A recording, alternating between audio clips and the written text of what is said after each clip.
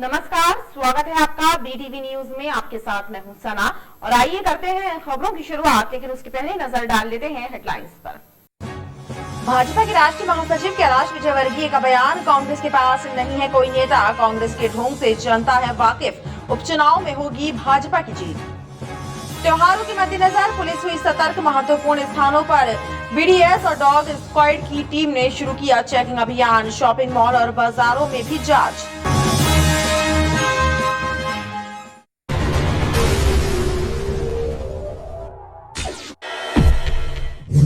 टोपी पहनना, मंदिर जाना, जनेऊ पहनना, कांग्रेस के इन सभी शोषणों को जनता बखूबी समझ चुकी है और उत्तर प्रदेश में चुनाव में भी जनता भाजपा पर अपने विश्वास की मोहर लगाएगी, क्योंकि जनता को भारतीय जनता पार्टी पर पूरा भरोसा है। ये कहना है भाजपा के राष्ट्रीय महासचिव कैलाश विजयवर्गीय का। जबलपुर में अल्प प्रवास के दौरान उन्होंने बंगाल के हालातों पर भी बात करते हुए कहा कि वहाँ के हालात बेहद खराब हैं। कोरोना काल के दौरान हुई वर्चुअल मीटिंग के बाद पहली बार स्टेट बार काउंसिल में आयोजित हुई बैठक में प्रदेश के विभिन्न जिलों से आए राज्य अधिवक्ता परिषद के सदस्य शामिल हुए और इस दौरान अधिवक्ताओं से जुड़े मामलों और उनकी समस्याओं पर चर्चा हुई।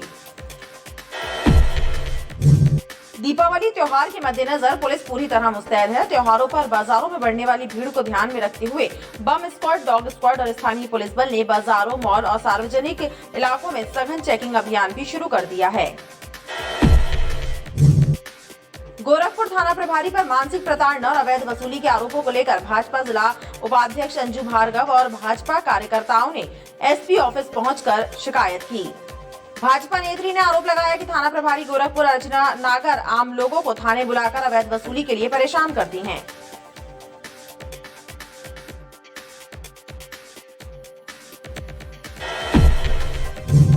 भारतीय मजदूर संघ की प्रदेश कार्य समिति की बैठक जवाहरलाल नेहरू कृषि विश्वविद्यालय में संपन्न हुई, जिसमें संगठन के विस्तार सहित आगामी गतिविधियों पर चर्चा की गई।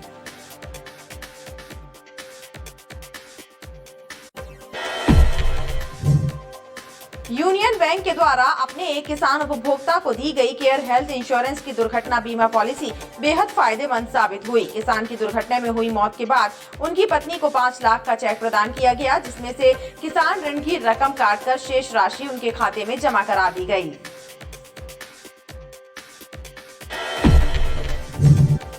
सेवा ही समर्पण की भावना के साथ कोरोना काल में जनमानस की सेवा करने वाले कोरोना योद्धाओं को सम्मानित किया गया। इस कार्यक्रम में कैंट क्षेत्र के भाजपा विधायक अशोक रोहानी भी शामिल हुए।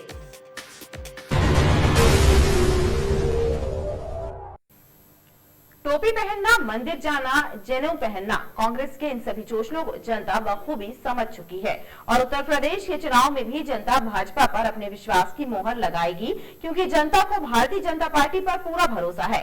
ये कहना है भाजपा के राष्ट्रीय महासचिव कैलाश विजयवर्गीय का।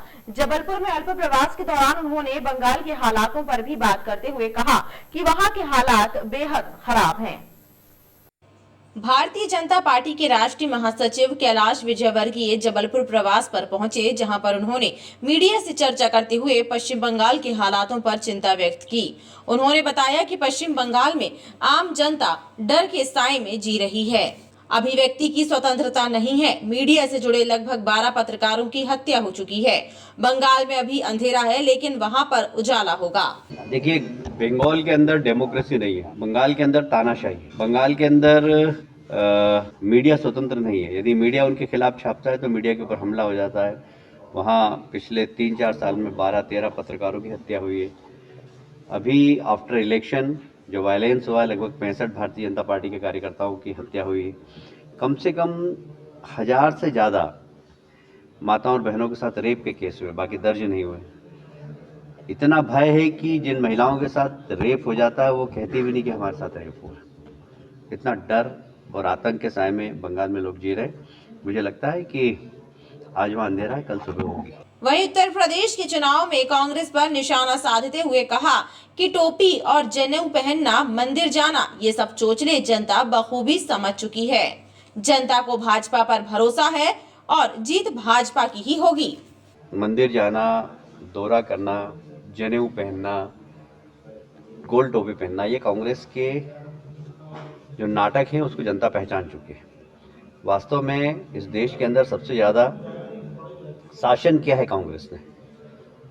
जब उनको मंदिर याद नहीं आए, जब उनको जनेऊ याद नहीं आई, अब प्रवास भी कर रहे हैं, जनेऊ भी पहन रहे हैं, मंदिर भी जा रहे हैं। तो ये अब ढोंग लोगों को समझ में आ गया है।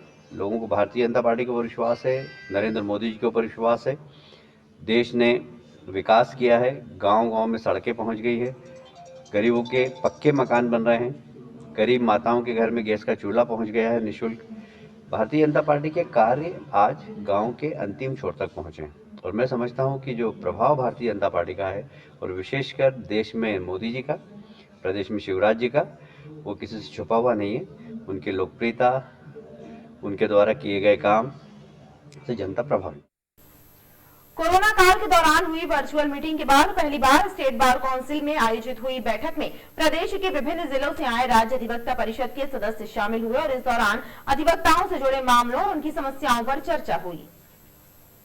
मध्य प्रदेश राज्य अधिवक्ता परिषद की विभिन्न समितियों की बैठक आयोजित हुई। 2 दिवसीय बैठक के पहले दिन वकीलों से जुड़े लंबित मामलों पर चर्चा कर उनका निराकरण हुआ, तो वहीं मृत्यु दावा संबंधित मामले भी प्रमुख रहे। इसके अलावा राज्य अधिवक्ता परिषद के नए भवन के निर्माण पर भी PWE के अधिकारियों से चर्चा हुई। जो भी मीटिंग पहले होती थी वर्चुअली आधार पर होती थी।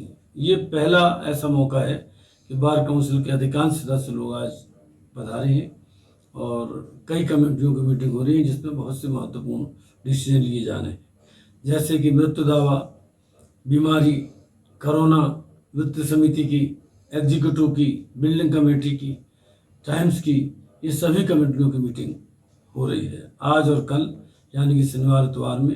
ये जो 7-8 कमेटियाँ इम्पोर्टेंट हैं, इन सब की मीटिंग संपन्न होंगी और इसमें सब में महत्वपूर्ण निर्णय लिए जाएंगे। खास तौर से state bar council of Madhya Pradesh की जो नई बिल्डिंग की कंस्ट्रक्शन होना है, उसमें जो एग्जीक्यूटिव इंजीनियर है उससे स्पेशल तौर पर विचार विमर्श के लिए आगे आगामी कार्रवाई की जाएगी, जो कि भव्य भवन के रूप में और मध्य प्रदेश उच्च न्यायालय में जो अधिवक्तागण उनकी सुविधा के लिए नई बिल्डिंग की कंस्ट्रक्शन किया जा रहा है, उस पर विचार विमर्श किया गया। कहाँ पे बनना है और कितनी लागत से, इसमें क्या क्या? इसके लिए माननीय उच्च न्यायालय के द्वारा भूमि उपलब्ध कराई गई है। ये गेट नंबर 5 के सामने जो PSM के पीछे का, ये जो PSM है उसके पीछे का जो हिस्सा है, वहाँ पर लैंड अलॉट किया गया है और उस पर ये बिल्डिंग का कंस्ट्रक्शन जारी होना है। बैठक में प्रदेश के विभिन्न जिलों से आए अधिवक्ता परिषद के सदस्य मौजूद रहे। दीपावली त्योहार के मद्देनजर पुलिस पूरी तरह मुस्तैद है। त्योहारों पर बाजारों में बढ़ने वाली भीड़ को ध्यान में रखते हुए बम स्क्वाड, डॉग स्क्वाड और स्थानीय पुलिस बल ने बाजारों, मॉल और सार्वजनिक इलाकों में सघन चेकिंग अभियान शुरू कर दिया है।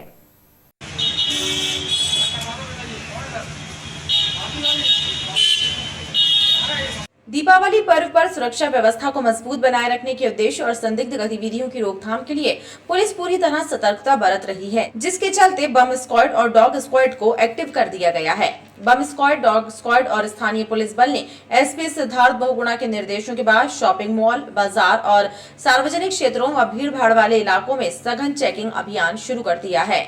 BDS और डॉग स्क्वाड की टीमें महत्वपूर्ण स्थानों पर चेकिंग कर किसी भी प्रकार की विस्फोटक और ऐसी संदिग्ध वस्तुओं का पता लगा रही है जो जनमानस के लिए घातक साबित हो सकती हैं। टीम के द्वारा सभी महत्वपूर्ण स्थानों पर चेकिंग का कार्य किया जा रहा है।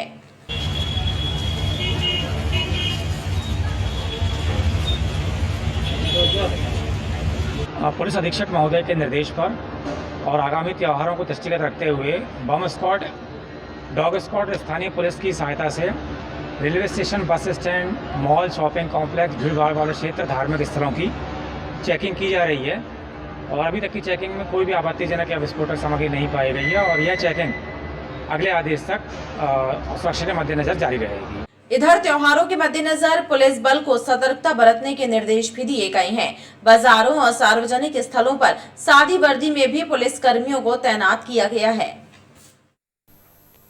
भारतीय मजदूर संघ की प्रदेश कार्य समिति की बैठक जवाहरलाल नेहरू कृषि विश्वविद्यालय में संपन्न हुई, जिसमें संगठन के विस्तार सहित आगामी गतिविधियों पर चर्चा की गई।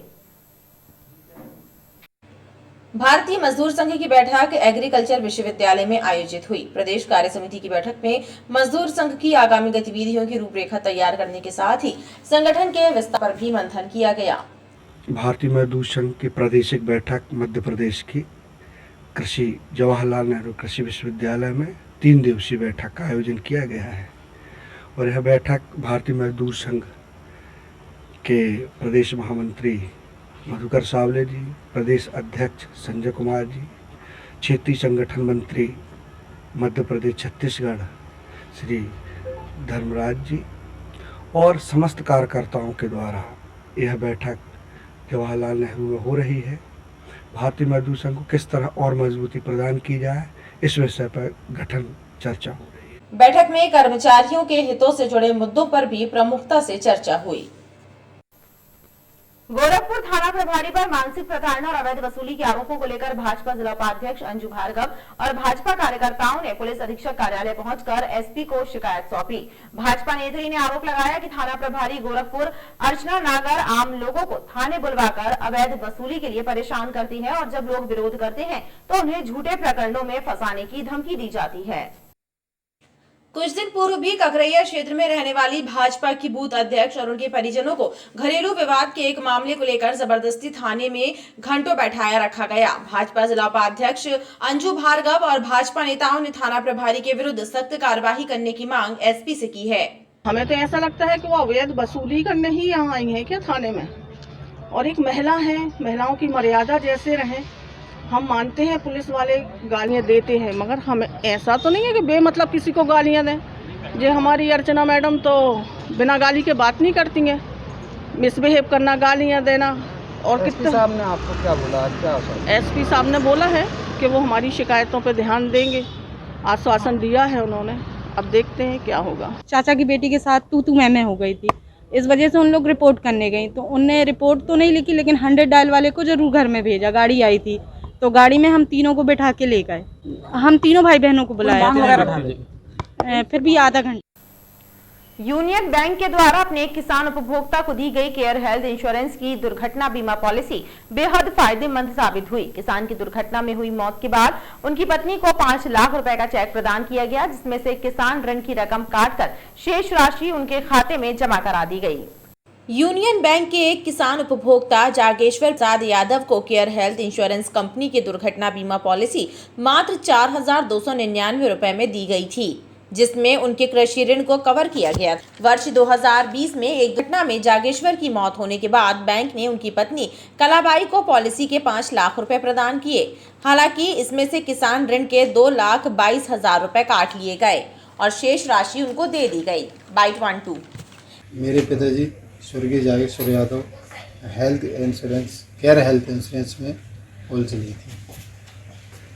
यूनियन बैंक शाखा के माध्यम से 5 लाख रुपए।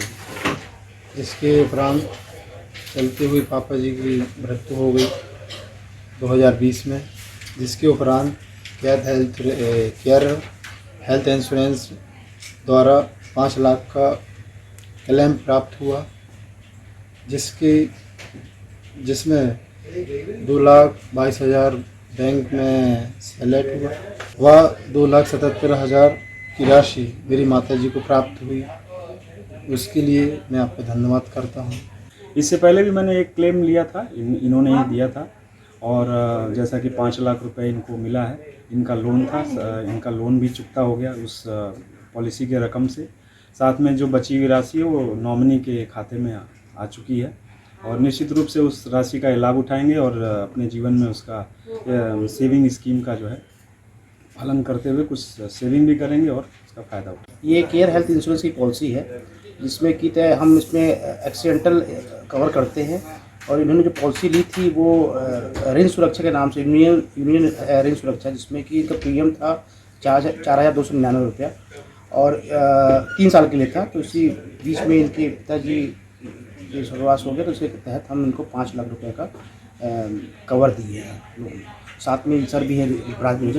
इस पॉलिसी की बदौलत जागेश्वर यादव की मौत के बाद उनके परिजनों को लोन चुकाने की चिंता से मुक्त होना पड़ा और उन्होंने इस पॉलिसी को फायदेमंद बताया।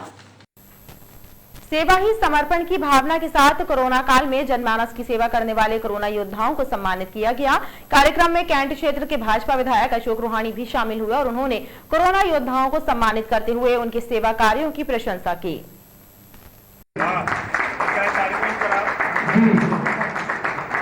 कोरोना काल में सेवा भाव के साथ आम जनमानस की सेवा करने वाले कोरोना योद्धाओं को शिव शक्ति दुर्गा उत्सव समिति के द्वारा सम्मानित किया गया। कार्यक्रम में कैंट क्षेत्र के भाजपा विधायक भी शामिल हुए, जिन्होंने कोरोना काल में जनता की सेवा करने वाले शासकीय कर्मचारियों और कोरोना योद्धाओं का सम्मान किया और उनके सेवा कार्यों की सराहना भी की। जिन्होंने वैक्सीनेशन में पूर्ण कार्य किया है।